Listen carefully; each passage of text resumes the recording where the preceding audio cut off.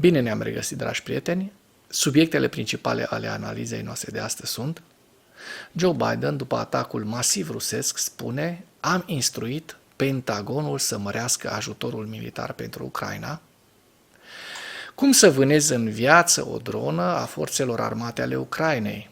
SSO, forțele de operațiuni speciale ucrainene, au arătat o nouă parte din însemnările unui soldat nord-corean ucis în Kursk.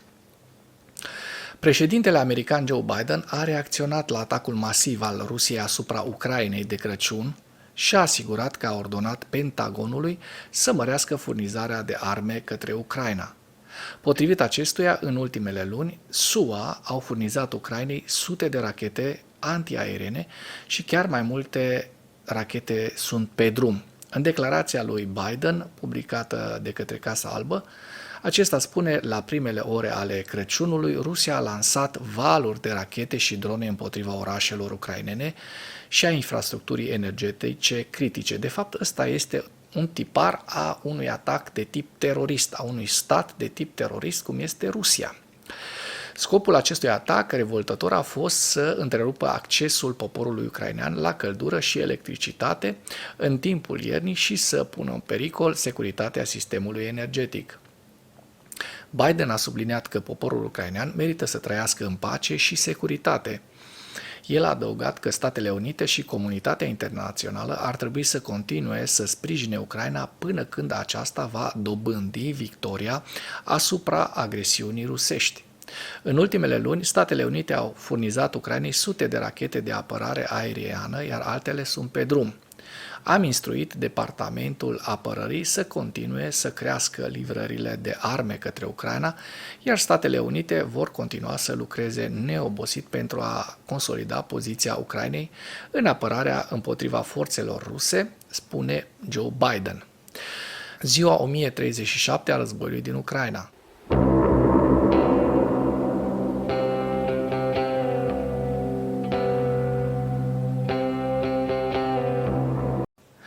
Potrivit statului major al forțelor armate ale Ucrainei, în dimineața zilei de 26 decembrie 2024, pierderile totale în lupta ale Rusiei de la începutul invaziei neprovocate asupra Ucrainei se ridică la aproximativ 780.860 de militari. În ultimele 24 de ore, Rusia a înregistrat pierderi semnificative pe frontul din Ucraina, între care 1540 de militari, 2 tancuri, 10 vehicule blindate de luptă și 24 de piese de artilerie. Forțele de operațiuni speciale au lansat cea de-a doua parte a înregistrărilor descifrate din caietul de trofee al unui soldat nord-corean lichidat în regiunea Kursk de către Federația Rusă. Conform raportului actual al forțelor de operațiuni speciale ale forțelor armate ale Ucrainei, luptătorul nord-corean eliminat aparținea unei unități de forțe speciale nord-coreene.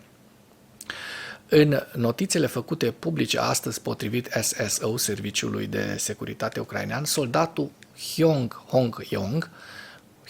Hong-yong, când era încă în viață, înainte de întâlnirea cu operatorii SSO, a notat tactici de doborâre a dronelor și a ascunzătoarelor din artileria ucraineană.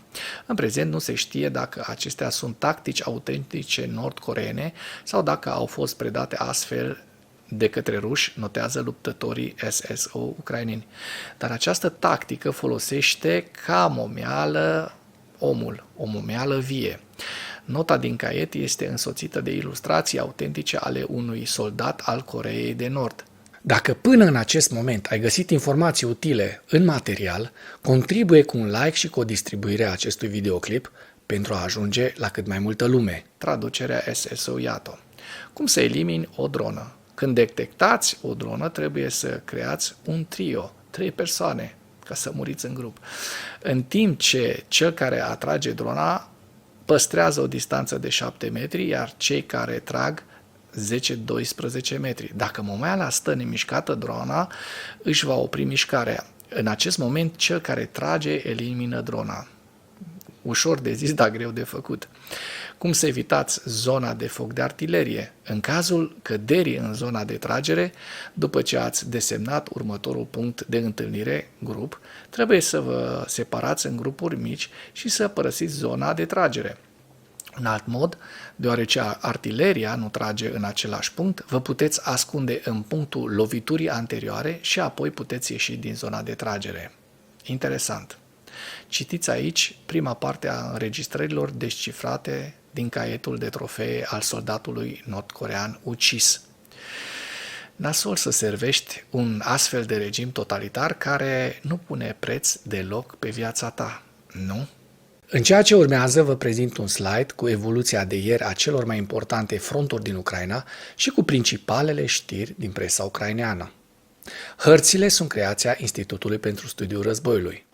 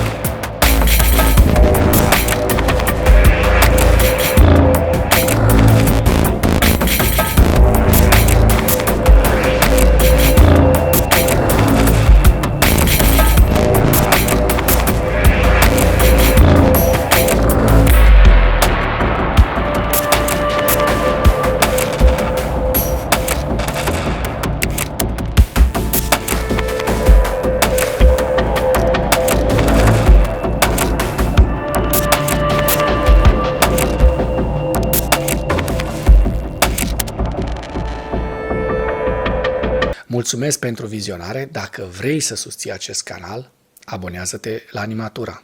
Apreciez mult asta.